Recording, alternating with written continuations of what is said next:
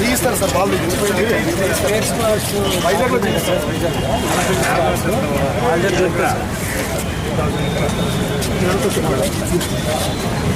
అందరికీ నమస్కారం.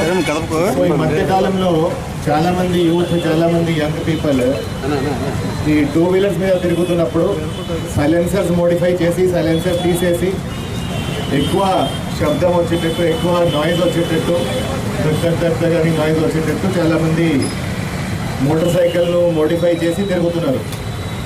అది చట్టరీత్యా నేరము. చట్టరీత్యా దాని మీద బండి సీజ్ చేయవచ్చు, దాని మీద ఫైన్ వేయవచ్చు. సో ఇట్లాంటివి అరౌండ్ 250 మోటార్ సైకిల్స్ను సీజ్ చేసి దానికి సంబంధించి ఈ సైలెన్సర్స్ తీసి సీజ్ చేయడం జరిగింది. వాళ్ళందరి మీద 1000 రూపాయల ఫైన్ కూడా వేయడం జరిగింది.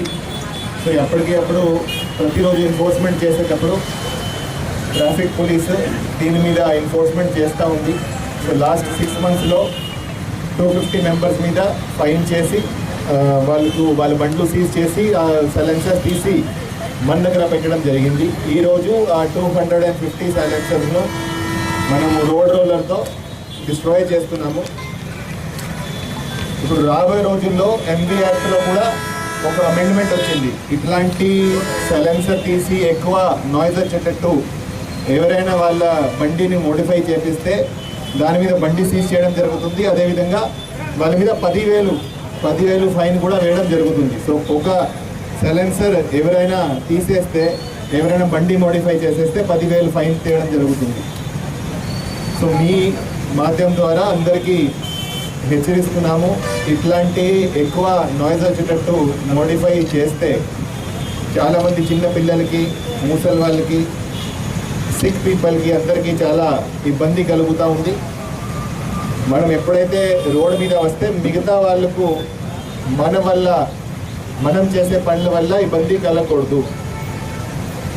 వేరే వాళ్ళు చేస్తే మనకి ఇబ్బంది కలిగితే ఎలా ఉంటుందో అది మనం ఆలోచించాలి. సో మనం ఎప్పుడైతే రోడ్డు మీద వస్తున్నామో మనం అన్ని ట్రాఫిక్ రూల్స్ పాటించాలి, జాగ్రత్తగా డ్రైవింగ్ చేసుకోవాలి. మన దగ్గర డ్రైవింగ్ లైసెన్స్ ఖచ్చితంగా ఉండాలి, సీట్ బెల్ట్ వేసుకోవాలి, హై స్పీడ్ మీద నడవకూడదు, ట్రిపుల్ రైడింగ్ చేయకూడదు. సో అన్ని ట్రాఫిక్ రూల్స్ మనం పాటిస్తే మనం సేఫ్గా ఉంటాము. మనతో పాటు ఇంకా వేరే అతను ఎవరైతే రోడ్డు మీద ఉంటున్నాడో, ఎవరైతే రోడ్డు మీద వెళ్తున్నారో వాళ్ళు కూడా సేఫ్గా ఉంటారు. సో మనం మనల్ని కాపాడుకోవాలి, అదేవిధంగా ఎదురు వాళ్ళని కూడా కాపాడుకోవాలి. అందరూ ట్రాఫిక్ రూల్స్ పాటిస్తే అందరూ కూడా సేఫ్ జర్నీ చేస్తారు, రోడ్డు మీద సేఫ్గా ఉంటారు, ఎవరికి కూడా ఈ యాక్సిడెంట్ జరగకుండా ఉంటుంది. సో అందరూ కూడా ట్రాఫిక్ రూల్స్ పాటించాల్సిందిగా మీ ద్వారా కోరుతున్నాము. Thank you.